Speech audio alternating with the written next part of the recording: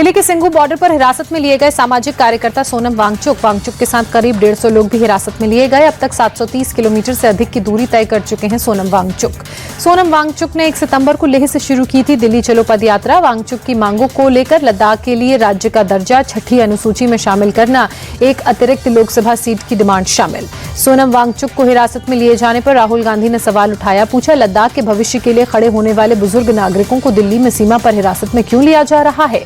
अखिलेश यादव ने x post पर सोनम वांगचुक का समर्थन किया, लिखा सोनम वांगचुक जी की शांतिपूर्ण दिल्ली यात्रा को बाधित करके सरकार कुछ भी हासिल नहीं कर सकती।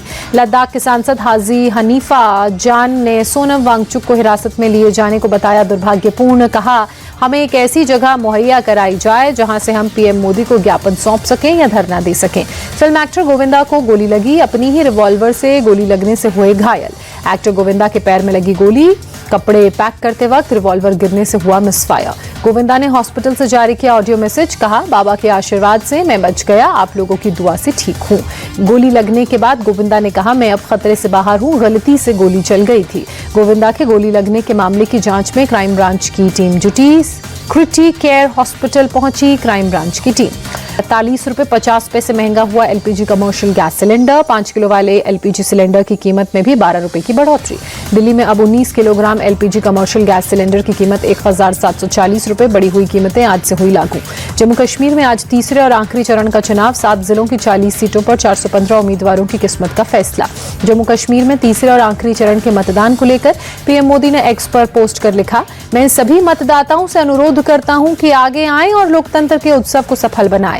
तीसरे और आखिरी चरण के मतदान पर प्रदेश बीजेपी अध्यक्ष रविंद्र रैना ने कहा, काफी संख्या में लोग वोट डाल रहे हैं। जम्मू कश्मीर की जनता ने दिल खोलकर लोकतंत्र के इस पर्व में हिस्सा लिया। जम्मू में डेमोक्रेटिक प्रोग्रेसिव आजाद पार्टी के अध्यक्ष गुलाम नबी आजाद ने भी अपना वोट कास्ट किया, लोगों से भी वोट डालने की अपील की। जम्मू में केंद्रीय मंत्री जितेंद्र सिंह ने वोट डाला, बहु विधानसभा क्षेत्र के एक बूथ पर जाकर वोट डाला। जम्मू कश्मीर में बाहू विधानसभा में मतदान जारी, बीजेपी प्रत्याशी विक्रम रंधावा ने वोट डालने से पहले बावे वाली माता काली मंदिर में पूजा की। जम्मू उत्तर निर्वाचन क्षेत्र से बीजेपी उम्मीदवार श्यामलाल शर्मा ने वोट कास्ट किया, कहा जनता लंबे समय से जम्मू कश्मीर विधानसभा के चुनावों का इंतजार कर रही थी। जम्मू कश्मीर के उधमपुर में बीजेपी प्रत्याशी बलवंत सिंह मनकोटिया ने सरकारी अस्पताल का दौरा किया। मनकोटिया ने लोगों को चाय पिलाई।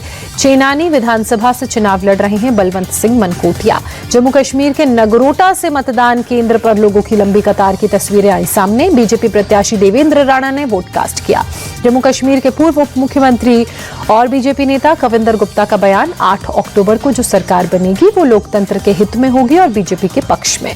जम्मू में एक मतदान केंद्र पर मतदाताओं में उत्साह नजर आया, वोट डालने के लिए लंबी कतार में मतदाता दिखे। सांभा में भी मतदाताओं में जबरदस्त उत्साह, बड़ी संख्या में वोट डालने पहुंच रहे हैं मतदाता। जम्मू कश्मीर के उधमपुर में भी मतदाताओं में उत्साह, विधानसभा चुनाव के तीसरे और अंतिम चरण के लिए मतदान। कठुआ में मतदान के लिए लंबी कतार, वोट डालने के लिए भारी संख्या में मतदाता पहुंच रहे हैं। कुपवाड़ा के एक मतदान केंद्र पर मतदाताओं की कतार नजर आई, ग्रीन पोलिंग स्टेशन की हुई है खास सजावट। आज हो रहे मतदान को लेकर सोपोर की एसएसपी दिव्या डी ने कहा, पुख्ता सुरक्षा व्यवस्था की गई है, शांतिपूर्ण मतदान जारी है। पीएम मोदी आज फरीदाबाद में चुनावी हुंकार भरेंगे। शाम 4 बजे पलवल के गर्दपुरी ग्राउंड में जन आशीर्वाद रैली को संबोधित करेंगे। सुबह सुबह दिल्ली की सड़कों का निरीक्षण करने निकली सीएम आतिशी, सराय काले खां इलाके में बनी सड़कों का लिया जायजा। दिल्ली की खराब सड़कों को लेकर सीएम आतिशी ने कहा, बारिश की वजह से दिल्ली की सड़कें काफी टूटी हुई हैं, 2-3 दिन में ठीक करने का काम शुरू होगा।